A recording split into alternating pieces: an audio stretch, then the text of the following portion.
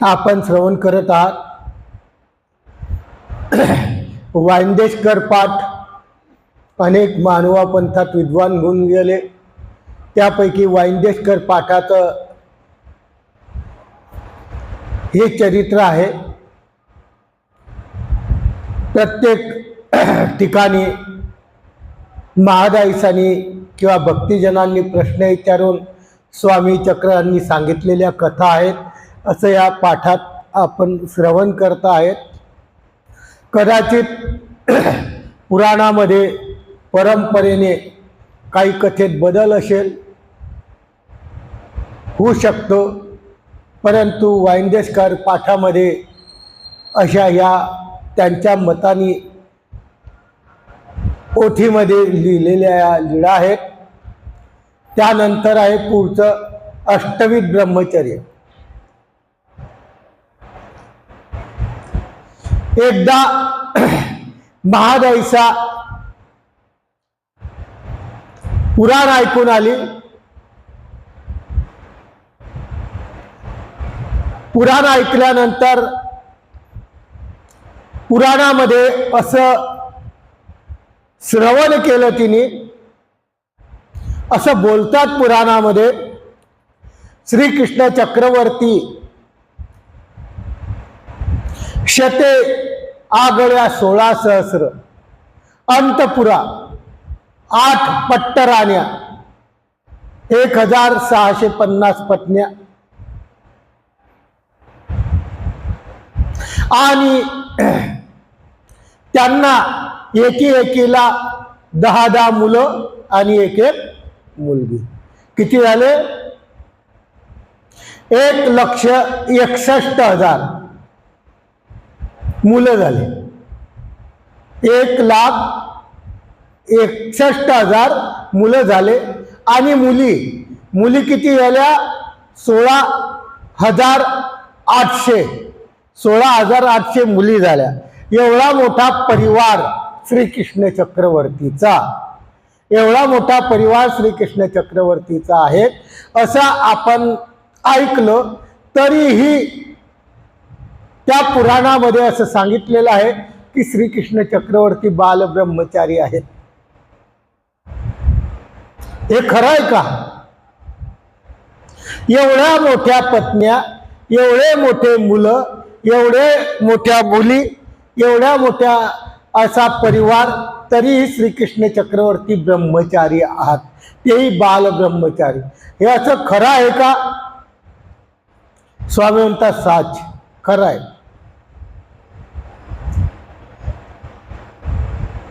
महादाईसा म्हणते जीजी कसं? स्वामी चक्रांनी सांगितलं श्रीकृष्ण चक्रवर्तीच्या ठाई अष्टविध ब्रह्मचर्य,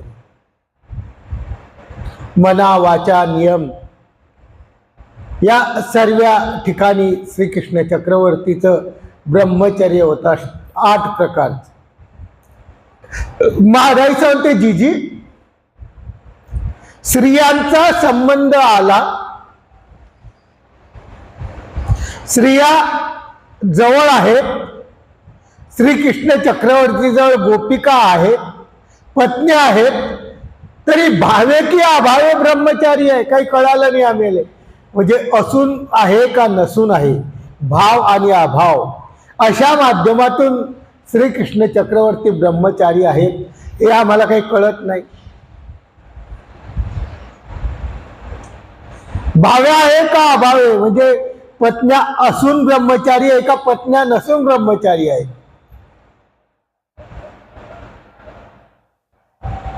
स्वामी चक्रधर महादाईसाला म्हणतात तुम्हाला काय करायचं? तुम्ही जे होऊन आला ते पुसा, बाकीच्याची काय चौकशी करता? महादाईसा म्हणते जीजी श्रीकृष्ण अवतारी कुमार आहेत, स्त्रिया आहेत, श्रीकृष्ण चक्रवर्ती अवतारी आहेत, परंतु त्यांच्या ठिकाणी पुत्र, कलत्र, कन्या, स्त्रिया, गोत्र असा संबंध आहे, आम्हाला काही कळत नाही. महादायसा म्हणते जीजी तुम्हाला सांगावंच लागेल, श्रीकृष्ण चक्रवर्तीच्या ठिकाणी हे सर्व असून ब्रह्मचारी कसे, याचं उत्तर आम्हाला द्यावं लागेल. महादायसानी स्वामी चक्रांना तो प्रश्न आग्रह घेतला की आम्हाला याचं उत्तर पाहिजे, आम्हाला काही कळत नाही. जी शंका आली त्या शंकेचं निरसन पाहिजे.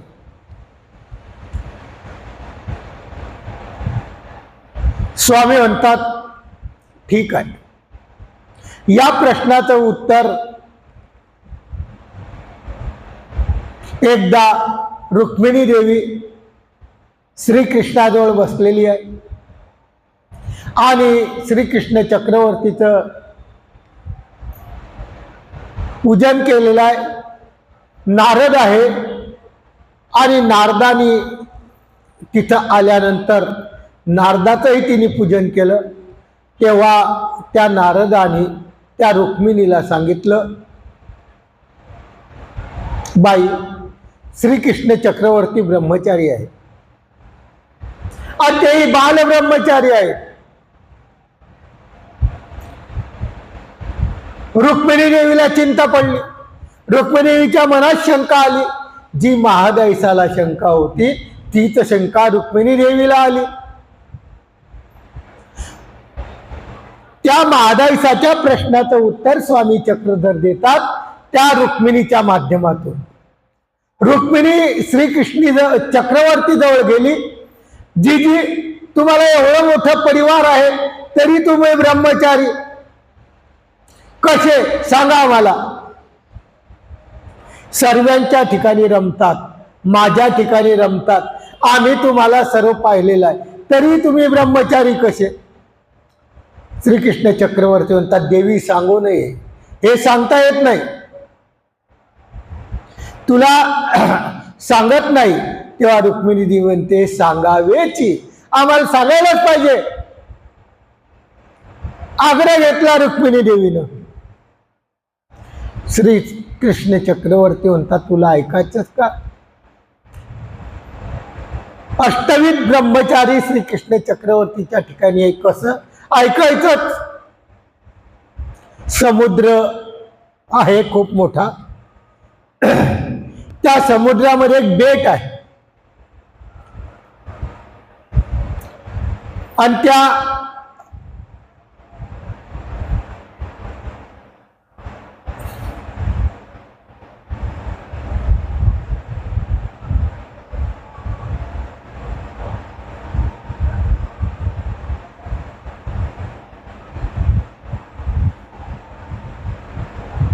बेटावर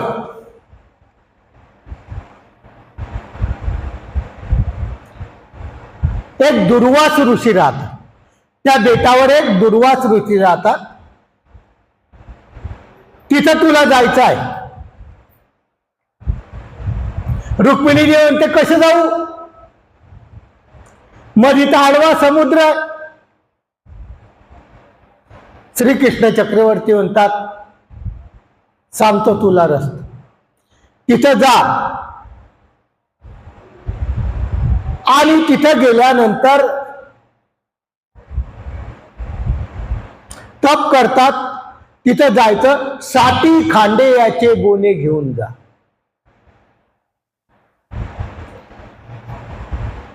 दुर्वास ऋषी आहेत, ते तप करतात आणि एका वेळेस ते अन्न खातात 60 खांडे याचे. याच्यासाठी मी हा मोबाईल घेतला. 60 खांड्या म्हणजे किती,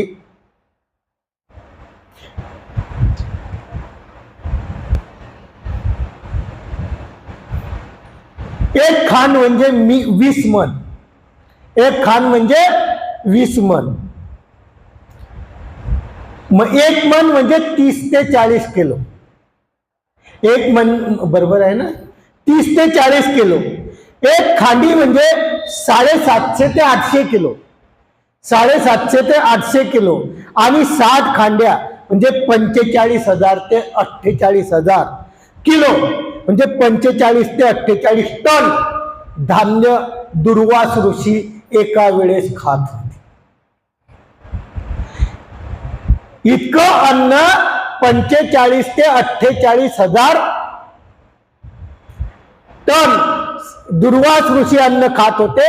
इतकं अन्न तू घेऊन जाय आणि समुद्राच्या तीरी उभा राह. उभी राहिल्यानंतर तिथं मन एवढं अन्न खाऊनही जर दुर्वास निरारी तर समुद्रा मला वाट दे, तर समुद्रा मला वाट दे. तिच्या प्रश्नाचं उत्तर देण्यासाठी श्रीकृष्ण चक्रवर्तीने ही लीळा सांगितलेली आहे. आणि ती समुद्राच्या काठावर एवढं सर्व अन्न घेऊन गेली. मोठा समुद्र आहे, समुद्राच्या मध्ये बेट आहे आणि समुद्राच्या काठावर उभी आहे. आणि उभी असल्यानंतर तिने म्हटलं की एवढं खाऊन सुद्धा दुर्वास ऋषी जर निरारी असेल तर समुद्रा मला वाट दे. अचानक समुद्र 2 भागी फाकला. मरी वाळूसारखा रस्ता तयार झाला. दुर्वास ऋषी जवळ गेली. दुर्वास ऋषीला तो संपूर्ण उपहार तिने समर्पित केला. दुर्वास मुनी ऋषींनी जेवण केलं. जेवण केल्यानंतर आता मध्ये समुद्र आहे, वापस यायचा आहे. ते दुर्वास ऋषीला म्हणते आता मला घरी जायचं, कसं जाऊ? दुर्वास ऋषीने विचारलं तू आली कशी? तिने सांगितलं की समुद्राच्या काठावर आली आणि इतकं खांडी अन्न खाऊनही दुर्वास निरारी आहे, तर समुद्रा मला वाट दे. वाट झाली म्हणून आले. तेव्हा तेव्हा दुर्वास ऋषी सांगतात आता समुद्राच्या काठावर जायचं. आणि एवढं सर्व भोगून जर श्रीकृष्ण चक्रवर्ती ब्रह्मचारी तर समुद्रा मला वाट दे. आली, समुद्राच्या काठावर उभी राहिली.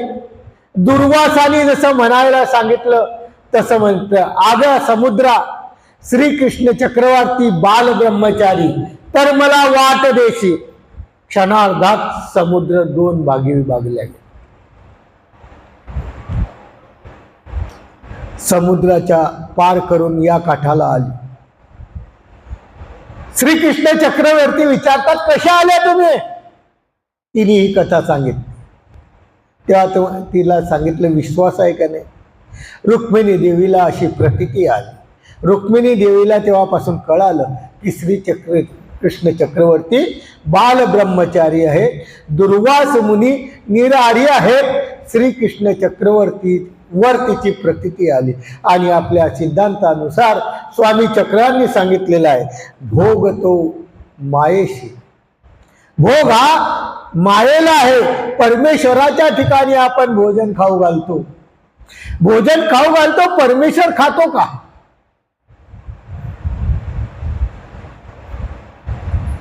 आमच्या स्वामी चक्रांनी हौसंबेकीशी विवाह केला म्हणजे त्याच्यामध्ये रम्मान झाले का? नाही.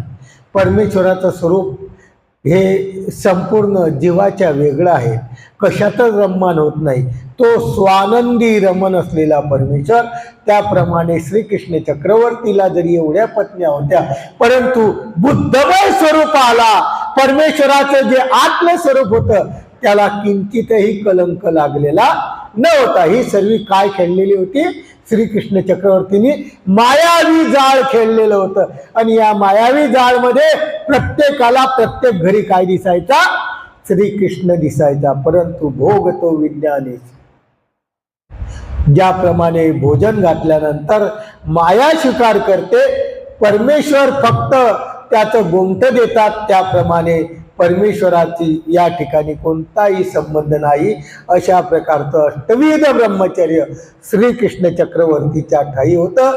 असं रुक्मिणी देवीला या चरित्राच्या माध्यमातून सिद्ध करून दाखवलं आणि महादाईचा लय सांगितलं. पुढे नारद दर्पहरण. एकदा महादाईचा विचारते 60 संवत्सर आहेत आणि 60 संवत्सर नारदाचे पुत्र आहे असं पुराणामध्ये आहे. आणि नारद ब्रह्मचारी आहे असे बोलतात. कसं कळतं?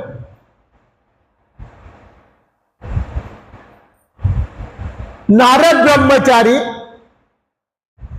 आणि त्याचे 7 संवत्सर वृद्ध नारद, काही कळत नाही. आणि त्या नारदाचा श्रीकृष्ण चक्रवर्तीने गर्वहरण केलेला आहे. महादाईचा विचारते कसा गर्वहरण केला, सांगितली मग कथा. वृद्ध नारद, वृद्ध म्हणजे म्हातारा, कश्यप ऋषीचा पुत्र, त्याला 7 संवत्सरे एक कन्या झाली, कपिला षष्ठी. कशी झाली तर नारदाशी 3 भार्या, एक ब्रह्मवंशी, एक विष्णुवंशी, एक रुद्रवंशी, एकीशी 20 पुत्र, असे 60 संवत्सर झाले. आणि त्याच्यामध्ये त्यांनी त्या समाधीमध्ये देहत्याग केलं आणि त्या ब्रह्मचर्याचा गर्व त्या नारदाला आला. म्हणून एकदा श्रीकृष्ण चक्रवर्ती बाल ब्रह्मचारी असं नारदाला कळालं. नारदाला कळाल्यानंतर तो म्हणतो श्रीकृष्ण चक्रवर्ती बाल ब्रह्मचारी कसे घडणार, इतका परिवार तरी बाल ब्रह्मचारी. श्रीकृष्ण चक्रवर्ती जवळ नारद गेला. श्रीकृष्ण चक्रवर्तींनी त्याचा आदर सत्कार केला. आदर तिथ्य केलं. कुणीकडून येता म्हणजे अंतराळाकडून येतो. काय आज्ञा असे, काय आज्ञा आहे माझ्यासाठी. तेव्हा ते म्हणतात, अरे श्रीकृष्णा, अंतपुरा पत्नी आहे तुम्हाला, 8 मुख्य राणे आहे, माझं वृद्धापण आलेलं आहे, माझं म्हातारपण आलेलं आहे, त्याच्यातली एक बायको मला देऊन टाक. तू एवढा असूनही ब्रह्मचारी आहे, इतक्या पत्नी, त्याच्यातली एक पत्नी मला देऊन टाक, काय हरकत नाही. श्रीकृष्ण चक्रवर्ती म्हणतात, मी ज्याच्या घरी नाही ती तुला पत्नी. ही कथा आपल्याला माहित आहे, पण इथून टर्निंग पॉइंट घेतलेला आहे कथेत. काय हरकत नाही म्हणे. अवघ्या ठिकाणी श्रीकृष्ण होते. 8 पट्ट राण्या, तिथेही श्रीकृष्ण होते. 16 सहस्र पत्न्या, तिथेही श्रीकृष्ण होते. सर्व ठिकाणी तो हिंडला, पण प्रत्येक ठिकाणी श्रीकृष्ण चक्रवर्ती त्याला दिसलेच.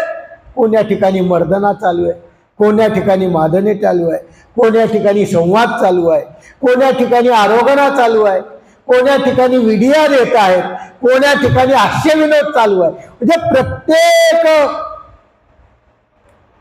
पत्नीजवळ श्रीकृष्ण चक्रवर्तीची क्रीडा चालू आहे.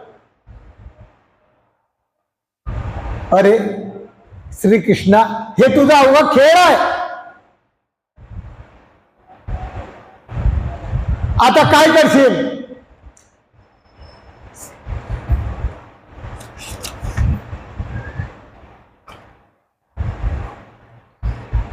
हा सर्व तुझा खेळ आहे, मायावी खेळ आहे.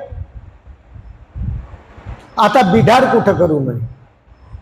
ती पत्नी तर भेटलीच नाही, पण आता बिढार आहे, माझं सामान कुठं लावू. मी जिथं नसेल तिथं ठेव म्हणे.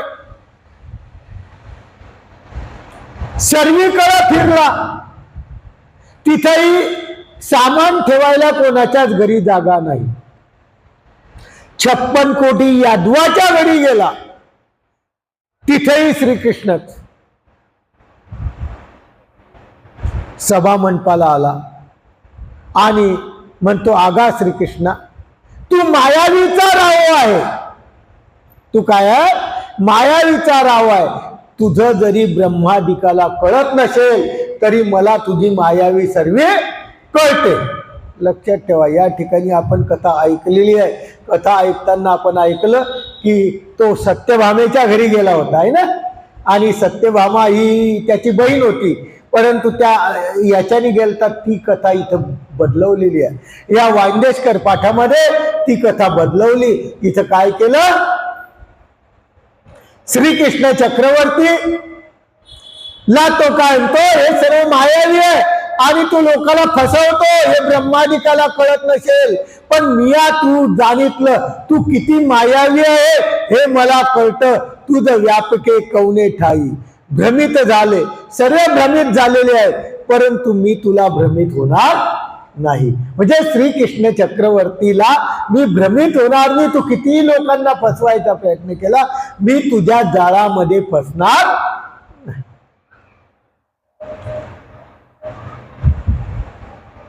फिरून फारून खूप खूप केला. गेल्यानंतर परत श्रीकृष्ण चक्रवर्ती जवळ आला. श्रीकृष्ण चक्रवर्तीनी त्याला काय केलं, बसवलं. थकलो अरे खूप, अरे तू तर माझा मायावीपणे जाळतो आणि थकला कसा. त्याचा हात धरला. श्रीकृष्ण चक्रवर्तीने त्याचा हात धरला. खूप थकलेला होता, खूप चालून चालून असह्य वेदना होत होत्या. एका समुद्राच्या तळ्याजवळ, एका तलावाजवळ नेलं आणि त्याला श्रीकृष्ण चक्रवर्ती म्हणतात, स्नान कर इथं. मायावी माझं कळतं ना तुला, तुला समजतं ना की मी मायावी आहे. तू मायावीला बाकीच्याला काही कळत नाही, तुला कळतं ना. मग या समुद्रात, या तळ्यात, या नदीत स्नान कर. हा म्हणे, बरं झालं तुम्ही सांगितलं, मी खूप घामेला आलेलो आहे, मी काय करतो, स्नान करतो. आणि नारद त्या ठिकाणी स्नानाला गेला आणि स्नानाला गेला आणि तिथं नारदी झाली.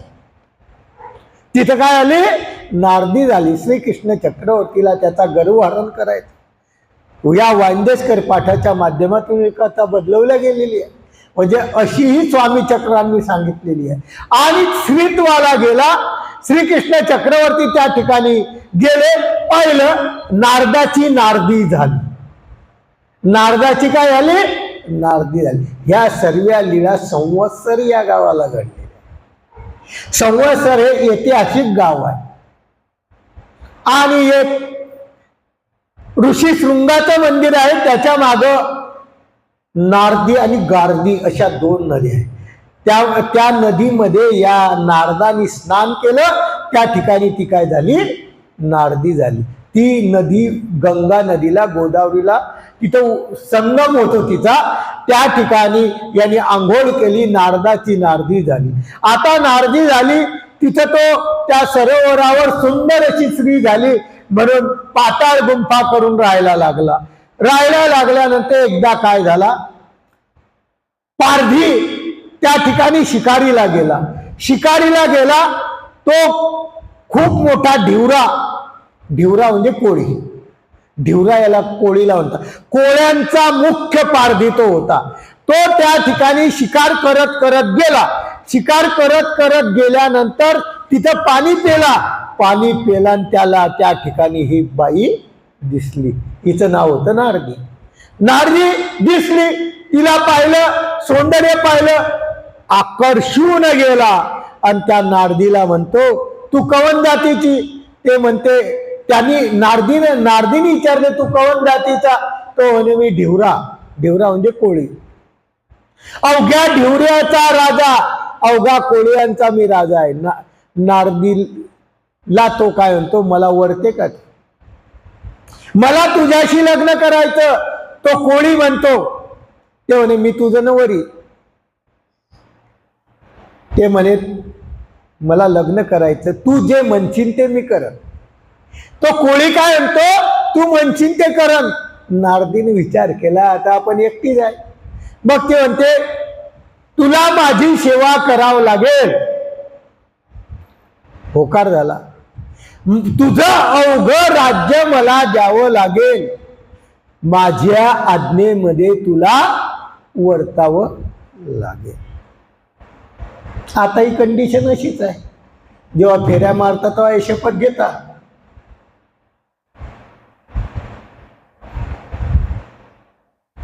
800 वर्षापासून 5000 वर्षापासून चालत आलेला काळ आहे. तसंच आहे आताही. फक्त आता अशी शपथ नाही घेत बरोबर चोरून चारून आपही घेता. मला अवघं द्यावं लागेल, माझ्या अनुज्ञेनं वर्तावं लागेल. त्यांनी मानलं. आपली मुख्यश्री केली. नगराला नारदी घेऊन गेला. त्या राजापासून तिला 60 मुलं झाले. 60 संवत्सर झाले. किती आले? 60 मुलं. एक एक एक एक संवत्सर असे 60 संवत्सर झाले. आणि एक मुलगी झाली. तिचं नाव आहे कपिला षष्ठी. 60 संवत्सर एक मुलगी झाली. त्या राजावर, त्या धिवरा कोळीवर, मुख्य राजावर एका राजाने स्वारी केली. स्वारी केल्यानंतर तो राजा हरायला लागला म्हणून हे 60 मुलं श्रीकृष्ण चक्रवर्ती आपल्या त्या राजावर तुटून पडले. त्या दुसऱ्या राजाने या 60 मुलांना मारून टाकले. तो धिवराही मेला, त्याचे 60ही मेले. फक्त कोण राहिली? एकटी नारदी राहिली. तळाच्या पाळीवर बसली.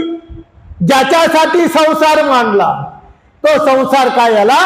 उद्ध्वस्त झाला. आणि उद्ध्वस्त झाल्यानंतर तिथे दुःख करायला लागली, रुदन करायला लागली. श्रीकृष्ण चक्रवर्ती नेमके त्या ठिकाणी आले. का नारदी रुदन का करते? म्हणे परचक्र आलं, माझा पती गेला, माझे मुलं गेले, संमुखू लागले. तेव्हा श्रीकृष्ण चक्रवर्तींनी त्या नारदीला निमित्त करून आपल्या सर्वाला महत्वाचा सल्ला दिला की संसार नाशिवंत. कोणाचा संसार सुखरूप नाही. संसार हा नाशिवंत आहे, दुःखरूप आहे. दुःखरूपता, पाप मूळता, अनित्यता या तिन्ही न होती तर संसारा वांचून आणि काही गोमटे, असे आमच्या स्वामींनी मी सांगितलं. तेच श्रीकृष्ण चक्रवर्तींनी 5000 वर्षापूर्वी सांगितलं. श्रीकृष्ण चक्रवर्ती म्हणतात, अहो हा संसार नाशिवंत आहे, दुःख रूप आहे. दुःख काही करा, दुःख करायचं कामच नाही. दुःख रूपच आहे. जिथं दुःख नाही तिथं दुःख करून काय फायदा? नारदी म्हणते, जीजी आता मी अग्नीमध्ये उडी मारते. माझ्या जीवनामध्ये काही राहिलंच नाही. मी अग्नीमध्ये आता उडी मारते. श्रीकृष्ण चक्रवर्ती म्हणतात, कशाला उडी मारते? तुला मागचा जन्म आठवतो काही? कशाला आठवण? तुम्हाला आठवतो का तिला आठवणार आहे? नाही आठवत. श्रीकृष्ण चक्रवर्ती म्हणतात, या नदीमध्ये परत स्नान करा. स्नान केलं. नारदीचा नारद झाला. त्याचं स्त्रीत्व निवर्तलं. नारद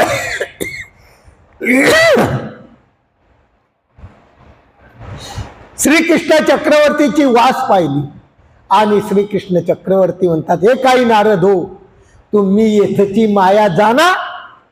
तुम्ही तर म्हणता की तुमचं सर्व मायावी जाल मी जाणतो. काय जाणलं? त्या नदीत आंघोळ करा. तुम्हाला दिसलं नाही? त्या नदीत जर आंघोळ केली नसती तर स्त्रीत्व आलं असतं. म्हणजे तुम्ही आम्हाला असंच समजत होते, हे मायावी जाल आमचं कोणीही जाणू शकत नाही. परमेश्वर हा सर्वश्रेष्ठ परमेश्वर आहे आणि तुम्ही जाणू शकत नाही. ते मायावी जाल जाणू शकत नाही. म्हणून नारदाला असं फजित व्हावं लागलं. नारदाला फजित झाला. माया आम्ही जाणितली, हे तू क्या कैसा भुलला? इतक्यानी कसं काय तू भुलून गेला? नारद म्हणतो, श्रीकृष्णा तुझी लीळा आणि काही, तुझी लीळा कोणी जाणू शकेल का? आता तुझी माया ब्रह्मादिका न कळे. मायेला कळत नाही, ब्रह्मादिकाला कळत नाही. तू गोपाळ वासरे भुलवले, माग गेली लीळा. तो ब्रह्मदेव त्याला भुलून टाकलं, मी कुठं लागलो? अशा माध्यमातून नारदाचा गर्व श्रीकृष्ण चक्रवर्तींनी काय केला? या ठिकाणी हरण केला, हास्य केलं. मग नारदे नमस्कार करून अंतराळाशी गेला. असा अंतराळाला निघून गेला आणि त्या तळाला अद्यापही नारदी असं नाव आजही आहे असं असतं की बाई. अशी कथा श्रीकृष्ण चक्रवर्तीची आमच्या स्वामींनी महादायसाला निमित्त करून आपल्याला सांगितली. आणि आपण तो आदर्श परमेश्वराने जे केलं ते करायचं नाही. परमेश्वराने जे सांगितलं ते करायचं, हा आदर्श याच्यातून गेला. परमेश्वर काहीही करू शकतो, आपण काही करू शकत नाही. आपण फक्त दुसऱ्याचं उलट करू शकतो, बाकी याच्या पलीकडं काही करू शकत नाही. म्हणून परमेश्वर एक समर्थ आहे या जगामध्ये. नारदाला हे जाणून दिलं आणि त्याचा गर्व त्या ठिकाणी हरण केला. ही कथा या ठिकाणी सांगितलेली आहे. कदाचित पुराणामध्ये असेल की सत्यभामेच्या घरी गेला तो, तिथं श्रीकृष्ण दिसला नाही आणि त्याला वाटलं की आपली वासनेचं पाप झालं म्हणून त्याने प्रायश्चित घेतलं. ही जी कथा संयुक्तित वाटत नाही, कारण नारदाला माहित होतं की सत्यभामा या घरी राहते. मग सत्यभामा बहीण आहे तर तो जाईल का? कधी कोणी विचार केला नाही. कसं जाईल? जर बहीण त्या घरी राहते, श्रीकृष्णाची पत्नी सत्यभामेचं हे घर आहे सर्वाला माहित होतं. आणि जिथं श्रीकृष्ण नाही तिथं नारदाने जायचं. तर तिथं नसता तिथं तो गेला असता का? बहिणीच्या घरी गेला असता का? म्हणून ते संयुक्तिक वाटत नाही. म्हणून वाइंदेश्वर पाठामध्ये हे संयुक्तिक आहे की त्याला वाटलं की श्रीकृष्ण चक्रवर्तीचं सर्व मायावी झालाय आणि हे फक्त मलाच माहीत आहे, बाकी त्याला कोणाला कळत नाही. म्हणून त्याचा गर्व हरण करायसाठी आमच्या श्रीकृष्ण चक्रवर्तीने नारदाची काय केली? नारदी केली. हा सिद्धांत या चरित्राच्या माध्यमातून आपल्याला सांगितलेला आहे. पुढे सुदामा राज्य प्रदान कथन. प्रत्येक पाठात काही वेगळं आहे. श्रीकृष्ण चक्रवर्तीच्या कथा पुराणा नसून आपण ऐकलेल्या आहे त्या काही वेगळ्या आहे, परंतु इथं महादायसाला निमित्त करून सांगितलेल्या काही कथा वेगळ्या आहे. सुदामाची कथा आपल्याला सर्वाला माहीत आहे आणि कथा सुदाम म्हटलं की आपल्याला वाटतं बोर आता तीच कथा येईल, पण प्रत्येक कथेत काहीतरी रहस्यमय भरलेलं आहे. इतक्या कथा झाल्या, मी जर विचारली कोणती कथा आपल्याला नुसते सोपी कथा सांगा म्हटलं तर यानुसार सांगता येणार नाही. आणि ही सुदामाची कथा आज आपण श्रवण करणार आहे. एकदा महादायसा विचारते, जी श्रीकृष्ण चक्रवर्ती सुदामाला राज्य दिलं खरंय का? गोसाई म्हणतात आतीबाई दिलं. सुदाम तो ब्राह्मण सर्वाला माहित आहे. तो श्रीकृष्ण चक्रवर्तीचा गुरुबंधू. माग येऊन गेली लीळा की विद्या अभ्यासाला ते दोन्ही एका ठिकाणी होते. तो कौनी एक नगरी. योगायोगाने कर्म खूप बेकार आहे प्रत्येक जीवात आणि हे कर्माच्या नुसार जीव बांधल्या गेलेले आहे. म्हणून ह्या सुदामाचं कर्म काय होतं? कनकवृत्ती करावी, दररोज भिक्षा मागायची आणि प्रपंच चालवायचा. द्वारावती श्रीकृष्ण चक्रवर्तीच्या भेटीला यायचा. श्रीकृष्ण चक्रवर्ती त्याचा आदर सत्कार करायचे. 1-2 दिवस राहायचा, परत आपल्या गावाला जायचं. आता आपण आतापर्यंत कथा ऐकली की एकदाच गेला, परंतु श्रीकृष्ण चक्रवर्तीच्या भेटीला तो वारंवार जायचा. सुदामा 1-2 दिवस राहायचा, परत वापस यायचा. आणि एकदा काय झालं, श्रीकृष्ण चक्रवर्तीची भेट घेऊन घरी आला आणि आपल्या पत्नीला सांगतो की श्रीकृष्ण खूप सुंदर आहे, श्रीकृष्णाचं राजवैभव सुंदर आहे, बहुत तो माझा आदर करतो. काहीशा माझ्या पुढे सांगतात. बायको ते कशाला मला सांगतात?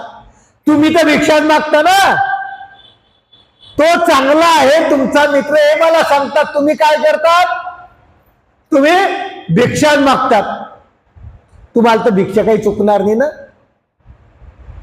याला त्या शब्दाचा राग आला, पत्नीच्या शब्दाचा याला राग आला.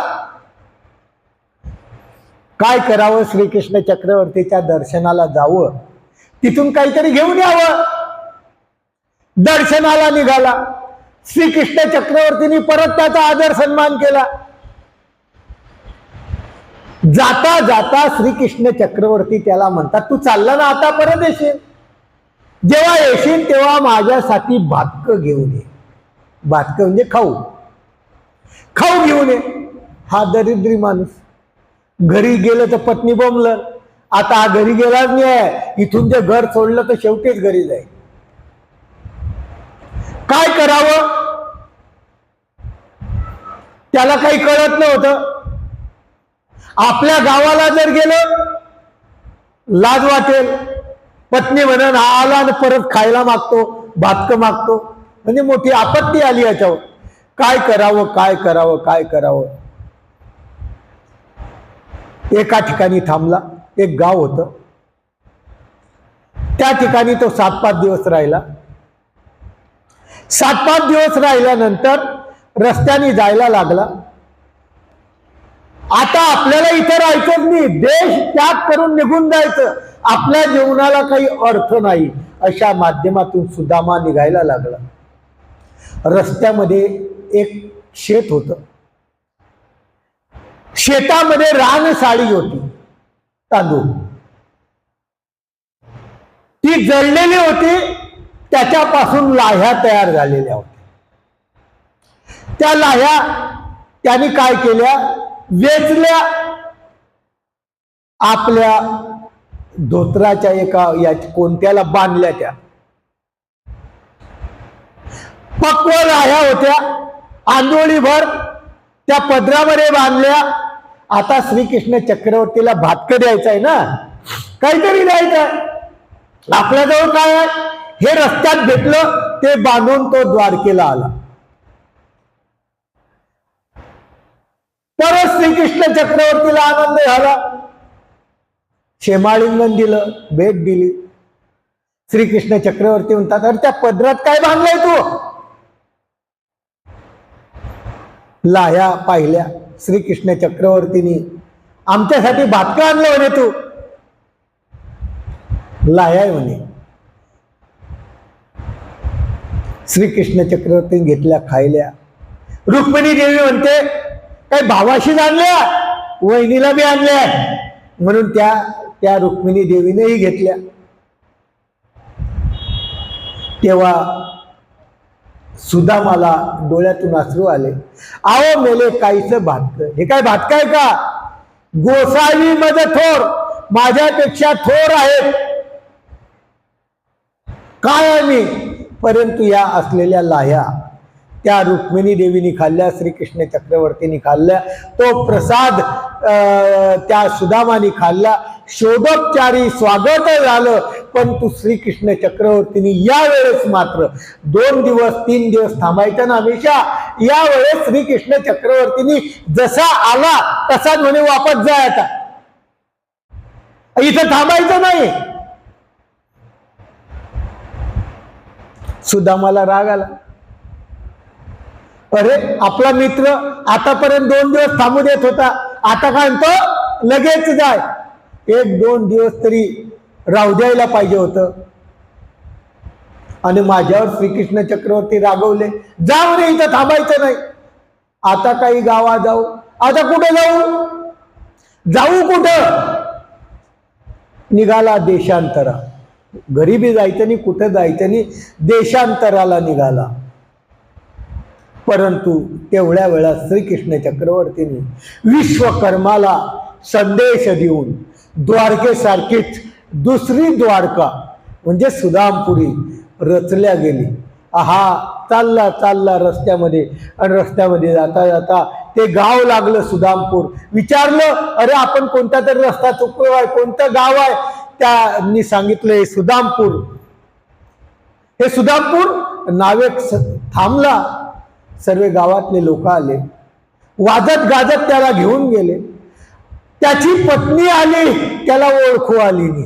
इतकी सुंदर शृंगार करून रत्न खचित ताटामध्ये आरती वगैरे घेऊन त्या सुदामाला ओवाळलं. आणि सुदामाने ओळखलं नाही. संपूर्ण नगराला त्या राज्याभिषेक झाला. आणि त्या सुदामाला श्रीकृष्ण चक्रवर्तींनी राज्य देऊन टाकलं, श्रीमंत करून टाकलं. आपली श्रद्धा भाव त्या श्रीकृष्ण चक्रवर्तीवर परमेश्वरावर जर असला निर्हेतुकपणे, निर्हेतुक जर भाव असला तर परमेश्वर आपल्याला सुद्धा सुवर्णाची नगरी करून टाकतील. सकाळी रात्री घरी गेल्यानंतर विचार करताना आपलं घर बी सुवर्णाचं झालं तर भरपूर होईल. नगराची काही आवश्यकता नाही तर काही होणार नाही. कारण आपला भाव इतका जबरदस्त आहे की अधिक महिना आहे, त्याचा येतो इथून पोथी 9 वाजले की घरी जातो, पोथी परत सपाट होऊन जाते. दुसऱ्या दिवशी परत येतो घाईघाईत. त्याच्यात आल्यानंतर इथंही स्थिती होऊन जाते.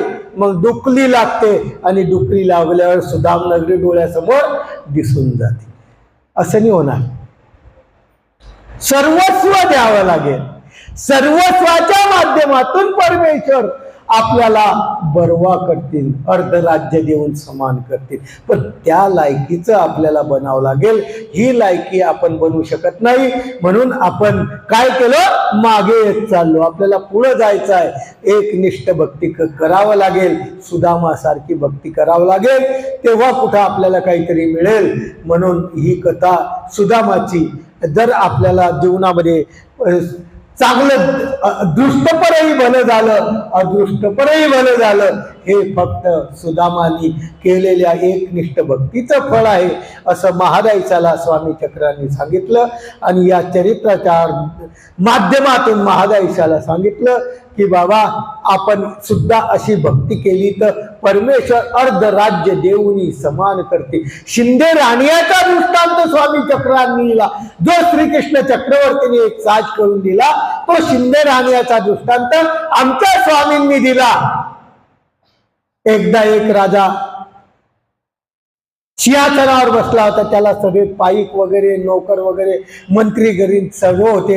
पण एका वेळेस काय झालं, अचानक तो राजा भ्रष्ट झाला. भ्रष्ट झाला म्हणजे पदावून खाली उतरला. पदावून खाली उतरल्यानंतर त्या ठिकाणी दुसरा राजा बसला. दुसरा राजा बसला त्यामुळे काय झालं, बाकीचे मंत्री गिंत्री संत्री सर्व त्याचं काय करायला लागले, सेवा करायला लागले. परंतु पहिल्या राजाचे जे शिंदे राणे 2 मुख्य होते, त्यांना वाटलं आपला राजा खाली उतरला. म्हणून दुसऱ्या राजाला ते जय जय शब्द सुद्धा करत नव्हते, हात सुद्धा जोडत नव्हते आणि त्या राजाला हे करत नव्हते. एकी परीचा निर्वाह करून आपला उदरनिर्वाह करत होते. एका परीचा व्यापार करून आपल्या उदराची व्यवस्था करत होते. परंतु त्या राजाला शरण गेले नाही. जो पहिल्या राजावर निष्ठा होती ती निष्ठा किती आपत्ती आली तरी तशीच ठेवली. परंतु काही दिवसांनी तो राजा परत त्या गादीवर बसला. जो भ्रष्ट झालेला राजा परत त्या गादीवर बसला. आणि बसल्यानंतर काय झालं की सर्व मंत्री गिंत्री तेच परत त्याच्याकडे आले. तुम्हाला माहित आहे ना, आता राजकारणाची स्थिती अशी आहे, फक्त पद पाहिजे असतं. पद असलं की शिंदे राणे खलास. भारतीय का बीजेपी मध्ये, काँग्रेस आली की काँग्रेसमध्ये, फक्त सत्ता बदलवायची. कशासाठी, आपलं पद कायम राहण्यासाठी. परंतु शिंदे राणे त्या पद्धतीचे नव्हते. त्यांनी त्याला जय जय शब्द हे केलं नाही. आणि जेव्हा तो राजा जेव्हा त्या पदावर बसला त्यांनी सर्व सभा निरखण केली आणि म्हणतात की आमचे शिंदे राणे काही दिसत नाही. तेव्हा बाकीच्या मंत्र्यांनी सांगितलं ते तुम्ही भ्रष्ट झाल्यापासून ते या गादीवर बसले नाही, या गादीच्या महालात आले नाही, या राजाला नमस्कार केला नाही. त्या राजाला खूप छाती भरून आली. राजाला खूप अभिमान वाटला. राजा खाली उतरला आणि स्वतः त्यांच्या घरी जाऊन त्यांना घेऊन आला आणि अर्ध राज्य दिलं. असं राज्य सुदामासारखं आपल्याला जर पाहिजे असलं, शिंदे राण्यासारखं जर बसायचं असलं तर परमेश्वराची एकनिष्ठ जो भक्ती करेल त्याला नक्कीच भेटल्याशिवाय राहणार नाही. पुढे बाणदर्पहरण. एकदा भट्टवास विचारतात, जी श्रीकृष्ण चक्रवर्ती बाणासुराच्या भुजा कोणी छेदल्या. भट्टोबासाने विचारलं, एक बाणासूर नावाचा राक्षस होता, किती राक्षस झाले.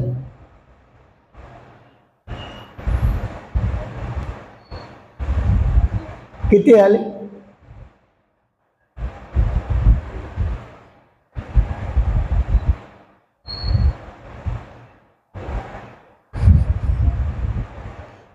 बाणासुराचा राक्षस होता, त्याला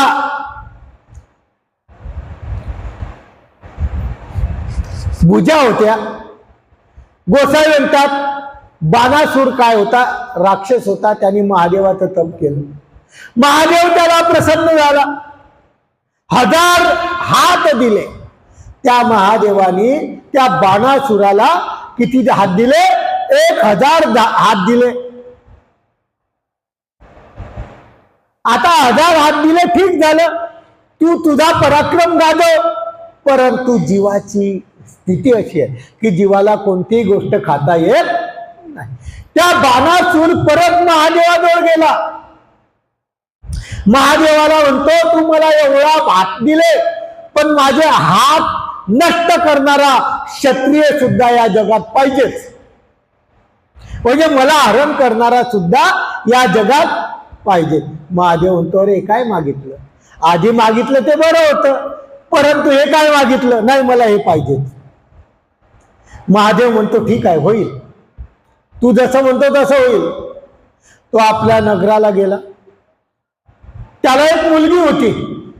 त्या मुलीचं नाव उखा, कलाकनवाले नाही, उखा फक्त मुलीचं नाव आहे. त्याला ती कन्या होती. कोणाला? बाणासुराला. मग ती उपवर झाली समजतेच. लग्नाला आली. तिचं स्वयंवर आरंभलं. स्वयंवर तयार करताय जाहीर केलं आणि अकस्मात आकाशात आकाशवाणी झाली, हे बाणासुरा, तू स्वयंवर मानलेला आहे, परंतु उखेला जो वर होईल, उखाला जो जिंकेल, तो तुझ्या भुजा हरण केल्याशिवाय राहणार नाही. तुझ्या हरण केल्याशिवाय राहणार नाही. त्यांनी पाहिलं, आता काय करायचं? उखेला धरलं. दारवंठा मध्ये कोंबलं, कुलप लावून घेतले. हिला कोठेही नव्हतावे, कारण हिने जर कोणी आणलं तर माझ्याच मुळावर येईल, माझा नाश करून टाकेल. म्हणजे पूर्वीच्या काळापासून असं आहे, हा जो प्रपंच आहे हा स्वार्थी आहे. हा कोणी कोणाची भीड बाळगत नाही. आपल्यावर काही आपत्ती आली की कोणी असो त्याचा विचार न करणारे अशा प्रकारचे लोक आहेत. आणि त्या प्रकारे त्याला काय केलं? तिला बंद केलं. काय करावं. एक वेळ काय झालं, ती मागून निघून कैलासावर गेली आणि तिथं तिने तप केलं आणि पार्वतीने तिला वर दिला. स्वप्नामध्ये वर दिला. गेली म्हणजे स्वप्नातच कथा आहे सर्व. स्वप्नात तिने तप केलं. तप केल्यानंतर तिला वर भेटला. वर भेटल्यानंतर ते सांगतात उखेळा स्वप्नामध्ये की अनिरुद्ध सारखा एक माणूस पाहिला, तो तुझा पती होईल. आता तिने आपल्या जी शेजारची मैत्रीण किंवा दासी तिला सांगितलं की मला स्वप्न पडलं, स्वप्नामध्ये वर भेटला, पण तो कुठं आहे, कसा आहे? फक्त स्वप्नामध्ये चित्र दिसलेलं आहे मला. मग ती चित्रलेखाच नाव होतं तिथं. ब्रह्मांडातल्या प्रत्येक बाईचं ते चित्र किंवा माणसाचं ते चित्र काढणारी चित्रलेखा. तिने काय केलं? तिने ब्रह्मांडातल्या माणसांचे चित्र काढून दाखवले. हा तुझा स्वप्नात आलेला वर आहे का? म्हणे नाही. हा तुझा आहे का? नाही म्हणे. इतके चित्र काढले आणि चित्र काढून संपले तरीही तिला दिसेना. शेवटी त्या चित्रलेखीने काय केलं? द्वारकेचं चित्र काढलं. द्वारकेमध्ये श्रीकृष्णाचं चित्र काढलं. उखा म्हणते असाच आहे, पण हा नाही. हा नाही. मग श्रीकृष्ण चक्रवर्तीचा मुलगा ज्याचं नाव काय आहे? अनिरुद्ध, प्रद्युम्न त्याचं चित्र काढलं. नाही म्हणे असाच आहे, पण हा पण नाही. मग अनिरुद्धाचं चित्र काढलं. म्हणजे हाच आहे.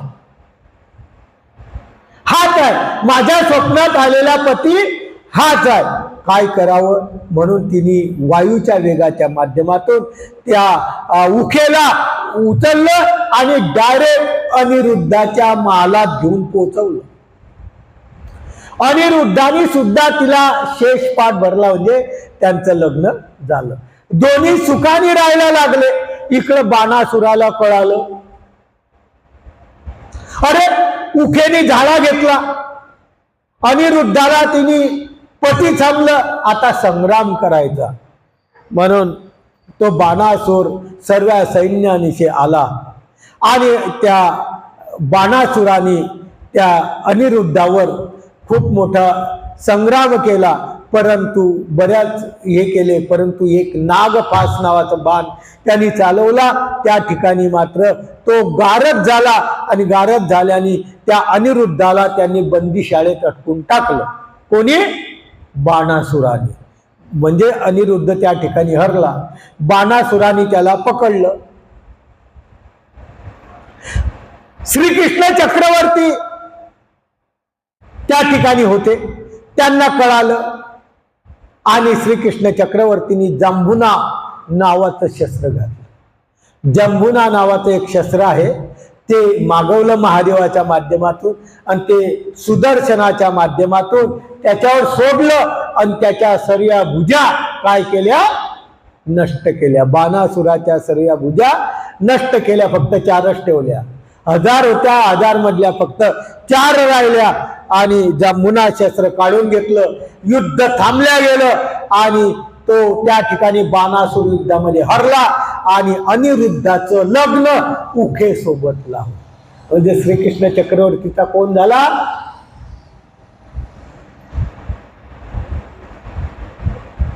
कोण झाला?